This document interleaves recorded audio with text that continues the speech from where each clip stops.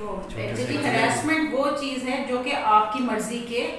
अलावा की जाए आपके साथ। अब ये एक थोड़ा सा कॉम्प्लेक्स सवाल है और इसकी जो हमारे कानून में जो तारीफ की गई है वो भी इसी तरह से कि anything which is not acceptable to you, यानी कोई ऐसा जेस्चर ये ऐसी जो कि, और दूसरी बात ये आ जाती है which is meant to degrade you,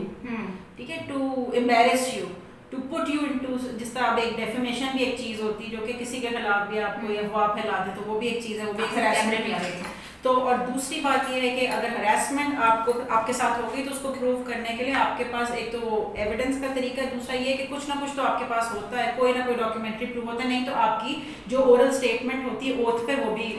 एक एविडेंस हो जाता है। तो ये डिपेंड करता है सर्कमस्टांसेस पे, हर सर्कमस्टांस का एक अलग एविडेंस होता है, हर सर्कमस्टांस के अलग फैक्ट्स होते हैं। लेकिन यही बात है कि अगर आपको कोई चीज़ डिग्रेड करती है, आपके किसी किस्म की वायलेशन होती है, आपकी रिस्पेक्ट की वायलेशन होती है, आपके किसी राइट की जो फंडामेंटल राइट्स बेसिकली उनकी वायलेशन होती है तो वो हरासमेंट बन जाती है। खासतौर पे वर्क में ऐसा होता है कि आपके साथ सेक्सुअल बिहेवियर जो है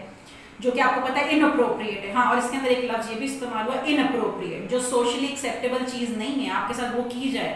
ऐसा कोई जेस्चर किया जाए आपको वो तो एक जनरल परसेप्शन भी है कि आपके साथ कोई ऐसा कोई टचिंग की जाए या आपको फिर आपसे कोई फेवर्स मांगे जाए कि आपको मैं इसलिए प्रमोशन दूंगा कि अगर आप जो है मेरे लिए ये करेंगे, तो वो भी हरासमेंट का हिस्सा है। आप इसको रिपोर्ट कर सकते हैं और इसके लिए फेडरल ओम्बुड्समैन जो है, हमारे जो वुमेन ओम्बुड्समैन है उनके पास कंप्लेंट जाती है, फिर उसका एक तरीकाकार होता है, फिर वही सारा कुछ होता है, बुलाया जाता है दूसरी पार्टी को, शो कॉज कर दिया जाता है और नोटिस कर दिया जाता है, वो आते हैं, वो अपना मौक़िफ़ देते हैं, फिर उसको प्रूव करने के लिए कुछ ना कुछ तो डेफिनेटली आप बयान भी देते हैं, आपके पास कोई प्रूफ भी होता है, और अगर नहीं भी है तो डेफिनेटली आपकी जो स्टेटमेंट है उसको वेटेज दी जाती है। तो ये वुमेन जो हमारी ओम्बुड्समैन है उनका यही फ़ायदा है कि वो लेडीज़ परसेप्शन से सोचते हैं।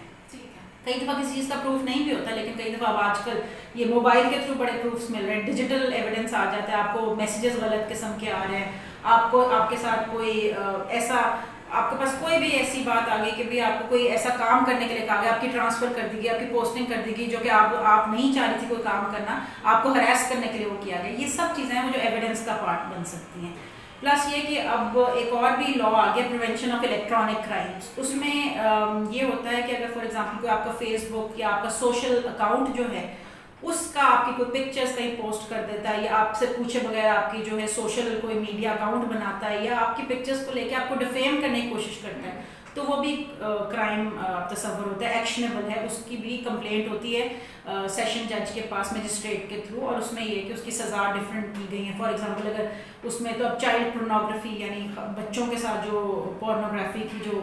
बड़ी गलत हरकत होती है या कुछ होता है उसके लिए भी सज़ा दी गई है। उसके बाद फिर ये है कि अगर कोई साइबर स्टॉकिंग कर रहा है, आपका पीछा कर रहा है, आपको गलत मैसेजेस कर रहा है, आपसे कह रहा है कि मेरे से दोस्ती करो, ये करो, वो करो, और आपको प्रेशराइज कर रहा है, उसके लिए भी एक अलग सज़ा दी गई प्रिवेंशन ऑफ इलेक्ट्रॉनिक क्राइम्स में। तो जो भी डिजिटली आपके साथ कोई अगर ये क्राइम करे वो भी एक अलग चीज़ है, लेकिन अगर वर्क प्लेस में आपको हरास करे, इनअप्रोप्रिएट बिहेवियर है आपके साथ, तो उसकी कंप्लेन आप फेडरल ओम्बुड्समैन की उनकी एक पूरी वेबसाइट है उस पर आप जाके कंप्लेंट कर सकते हैं। जब आपकी कंप्लेंट होती है उसको नंबर लग जाता है, आपको उनकी तरफ से एक्नॉलेजमेंट आ जाती है। तो ये आप देखेंगे जाके गूगल कर लेंगे तो जो वुमेन ओम्बुड्समैन है उसके ऑफिस में ये कंप्लेन की जा सकती है। तीसरा तरीका जैसे मैंने पहले बताया, अगर कोई क्रिमिनल बिहेवियर है तो उसके लिए तो आप सीधा सीधा या तो FIR कटवाएंगे या आप उसके मजिस्ट्रेट के पास कंप्लेन करेंगे, और उसको प्रूव करने के भी डिफरेंट तरीके हैं। वही जो इन्होंने सवाल किया कि हर एक जो आपके साथ एक्ट हुआ उसका एक डिफरेंट सर्कमस्टांस होगा। डिजिटल है तो उसका डिजिटल प्रूफ होता है,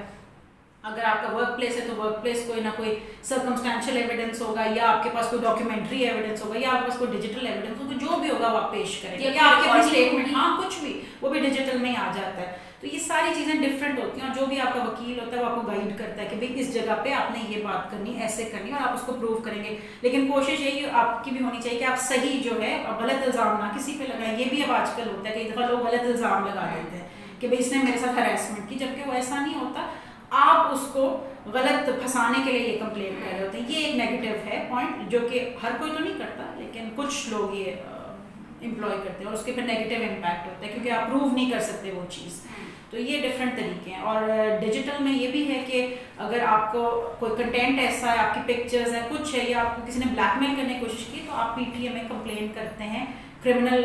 एक्शन इंस्टीट्यूट करने के बाद, और PTA उस कंटेंट को ब्लॉक कर देता है। इसका लोगों को पता नहीं, ये FIA के थ्रू होता है बेसिकली, ठीक है ना। आपकी कंप्लेन जो FIA में जाती है, तो ये सिर्फ डिफरेंट तरीके हम आपको, अगर आपकी कोई ऐसी कंप्लेन है या आपका कोई ऐसा मामला है या अगर आप और गाइडलाइन चाहते हैं तो आप हमारे नंबर्स दे सकते हैं और उस नंबर्स पे हम आपको पूरा गाइड करेंगे कि आप